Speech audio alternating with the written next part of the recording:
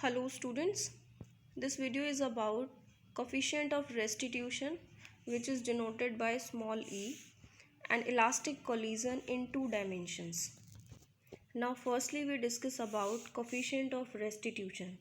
जैसे कि हमने previous video में पढ़ा था elastic collision between two bodies in one dimension, जिसमें कि हम दो बॉडीज़ को कंसीडर करके चल रहे थे, एक का मास m1 है और एक का मास m2 एंड इनिशियली इसकी जो वेलोसिटी थी ए बॉडी की which is u1 and B body की is u2 and after collision एक टाइम ऐसा आएगा जब ये दोनों कोलाइड कर जाएंगी एंड आफ्टर कोलिजन जो ए बॉडी जिसका मास m1 है उसकी फाइनल वेलोसिटी हो जाती है v1 एंड बी बॉडी जिसका मास m2 है उसकी फाइनल वेलोसिटी हो जाती है v2 and before collision it seems that u1 is greater than u2 and after collision it is clear that v2 is greater than v1 मतलब velocity of second body is greater than first body but before collision initial velocity of first body is greater than initial velocity of second body. So जैसे कि हम relative velocity का concept पढ़ चुके हैं तो before collision से पहले अगर हम relative velocity ऑफ अप्रोच अगर देखें बिफोर कोलिजन तो वो हमारे पास u1 माइनस u2 आता है, क्योंकि रिलेटिव वेलोसिटी हम लिखते हैं इस तरीके से हैं u12 एंड ये डिफरेंस होता है that is u1 minus u2. ये हम प्रीवियस चैप्टर में रिलेटिव वेलोसिटी का कंसेप्ट क्लियरली पढ़ चुके हैं. And relative velocity of separation अगर देखें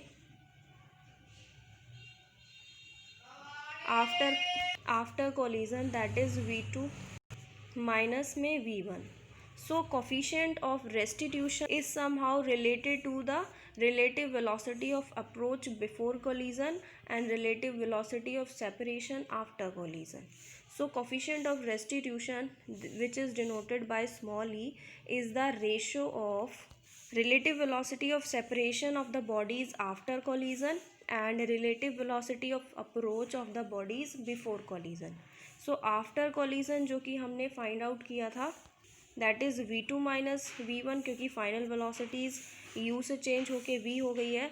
सो हम लिख सकते हैं इसको that is v2 minus v1 and relative velocity of approach before collision that is u1 minus u2. So it should be write it as u1 minus u2. ये हमारे पास equation आ गई, या हम कह सकते हैं it is the formula for coefficient of restitution. And coefficient of restitution एक unitless और डायमेंशनलेस फैक्टर है, बिकॉज ये दो वेलोसिटीज़ का रेशो है, velocities before collision and velocity after collision. And जो एसआई यूनिट होती है वेलोसिटी की दैट इज़ मीटर पर सेकेंड, और डिनोमिनेटर में भी एसआई यूनिट मीटर पर सेकेंड. सो मीटर पर सेकेंड से मीटर पर सेकेंड कैंसिल आउट हो जाएगा. तो एक ये यूनिटलेस क्वांटिटी है, और जिस क्वांटिटी की यूनिट ही नहीं होगी उसका डायमेंशन फॉर्मूला भी हम डेराइव नहीं कर सकते. सो यहाँ से केसेस आते हैं हमारे पास like for perfect elastic collision. For elastic collision के बारे में हम डिस्कस करते हैं. इलास्टिक कोलिजन वो होता है जिसके अंदर जो फाइनल वेलोसिटी है relative velocity that is v2 minus v1 is equals to u1 minus u2. Means जो फाइनल वेलोसिटी है वो इनिशियल वेलोसिटी के अगर इक्वल आ जाती है तो that type of collision we can say that is elastic collision. जब हम v2 माइनस v1 को u1 माइनस u2 के इक्वल रखेंगे इस फॉर्मूले में, तो ये फॉर्मूला बन जाएगा e is equals to u1 minus u2. Denominator में तो है ही u1 minus u2, u1 minus u2 से ये कैंसिल आउट हो जाएगा, तो कोफिशिएंट ऑफ रेस्टिट्यूशन इस केस में हमारे पास 1 आ जाएगा. Now the second case is for perfectly inelastic collision. Perfectly inelastic collision के केस में जो रिलेटिव वेलोसिटी होती है separation, relative velocity of separation that is v2 minus v1 which is equals to 0. सो इस केस में अगर हम इसकी वैल्यू को इस फॉर्मूले में पुट करते हैं कोफिशिएंट ऑफ रेस्टिट्यूशन के फॉर्मूले में, then we have e is equals to 0. इस टाइप के कोलिजन को अगर आपके पास कोफिशिएंट ऑफ रेस्टिट्यूशन की वैल्यू 0 आ रही है numerically, then you can say that the collision is perfectly inelastic collision. Now the third case is for all other collisions. सभी बाकी बचे हुए जो कोलिजन्स हैं उसके लिए अगर हम देखें तो coefficient of restitution that is small E is less than 1 और greater than 0. It means that कि जो कोलिजन होगा हमारे पास वो इनइलास्टिक कोलिजन होगा, but we can't say that type of collision is perfectly inelastic collision. Perfectly inelastic collision के case में कोफिशिएंट ऑफ रेस्टिट्यूशन की वैल्यू 0 आएगी, एंड इलास्टिक कोलिजन के केस में कोफिशिएंट ऑफ रेस्टिट्यूशन की वैल्यू 1 होनी चाहिए. बाकी जितने भी अदर टाइप ऑफ कोलिजन्स होंगे उसकी वैल्यू लाई करेगी between 0 to 1. So this is all about coefficient of restitution, which is denoted by E, and it is a unitless and dimensionless quantity. Now the second topic is elastic collision in 2 dimension.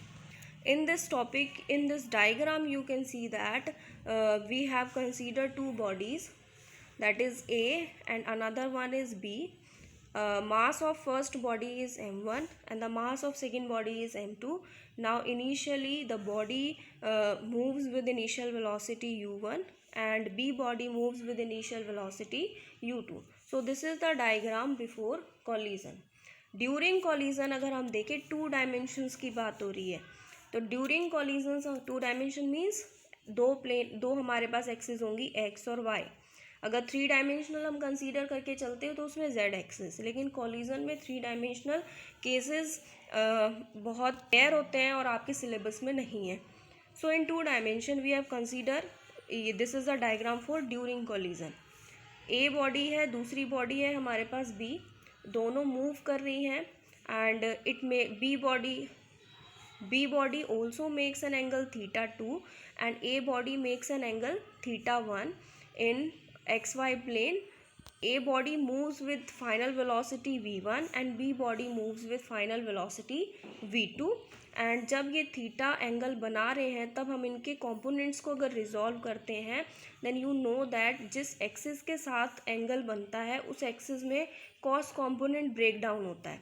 सो ये जो body है हमारी जो v1 velocity के साथ move कर रही है, it makes an angle theta 1 with the x axis. And इसके कंपोनेंट्स को जब हम रिजॉल्व करेंगे तो एक्स एक्सिस में आएगा v1 cos थीटा 1 एंड जो परपेंडिकुलर एक्सिस होती है उसके रिस्पेक्ट में आएगा v1 sin theta 1. Now the second body which moves with velocity v2 in x and minus y axis. So इसके जो कंपोनेंट्स को हम रिजॉल्व करेंगे अगेन एक्स एक्सिस में होगा v2 cos theta 2 because it makes an angle theta 2 with the x axis, and जो इसका perpendicular axis है that makes an angle theta 2 and resolve in the component v2 sin theta 2. So in this diagram you can see that, and you can write it as, let v1 and v2 are the velocities of body after collision at an angle theta 1 and theta 2. As the kinetic energy is scalar quantity, you know that कि kinetic energy scalar quantity है. So according to law of conservation of kinetic energy, kinetic energy का जो formula होता है that is half mv². And law of conservation of kinetic energy क्या कहता है कि ड्यूरिंग कॉलिजन, ये तो ड्यूरिंग कॉलिजन का डायग्राम है, बिफोर कॉलिजन जो भी ऑब्जेक्ट्स की काइनेटिक एनर्जी थी इनिशियली, आफ्टर कॉलिजन भी जो काइनेटिक एनर्जी होगी ऑब्जेक्ट्स की दोनों ही इक्वल होंगी. कंजर्वेशन मीन्स दोनों इक्वल होंगी, ना तो इंक्रीज होगी और ना ही डिक्रीज होगी.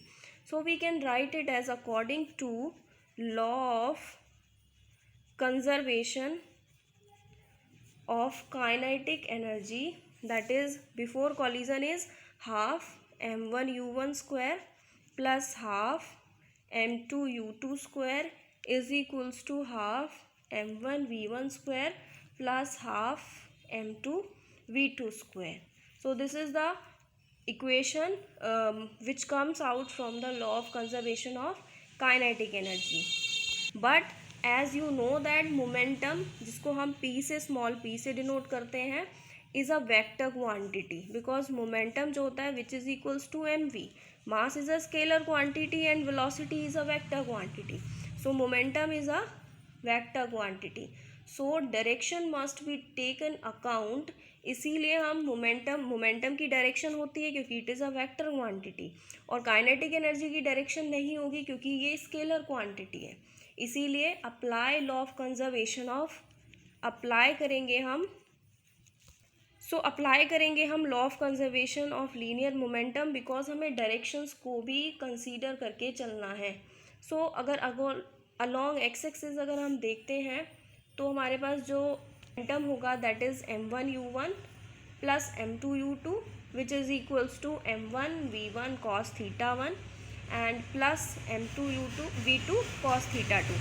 सो according to law of conservation of angular linear momentum, अगर एक्स एक्सिस में हम देखें angular momentum, you know that p is equals to mv, and law of conservation means after collision and before collision जो भी momentum होगा वो दोनों equal होंगे.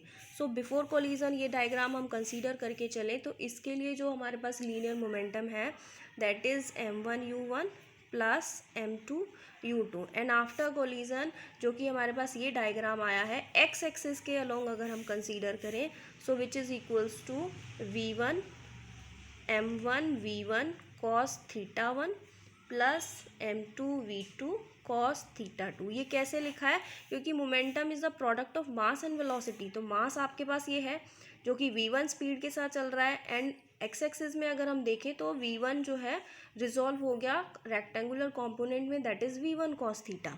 वाई एक्सिस को हम कंसीडर नहीं कर रहे अभी, ओनली एक्स एक्सिस के लिए हमने law of conservation of linear momentum apply किया है. Now we have to apply this law in Y axis. So before collision अगर आप देखो तो वाई एक्सिस के अंदर कोई भी कंपोनेंट रिजॉल्व नहीं है, इसीलिए zero which is equals to. और आफ्टर कोलिजन अगर देखो तो वाई एक्सिस के अंदर कंपोनेंट जो रिजॉल्व है v1 स्पीड किसकी थी? m1 ऑब्जेक्ट की. So m1 v1 sine theta, m1 v1 sine theta, and m2 object की स्पीड है v2, so v2 sine theta, लेकिन दोनों ही अपोजिट डायरेक्शन में. डायरेक्शंस को कंसीडर करें अपोजिट की वजह से मैं यहाँ लिख रही हूँ minus m2v2 sine theta. So we have to find 4 parameter variables that is v1 v2 theta 1 and theta 2, but we are provided with three equations. So this problem cannot be solved further.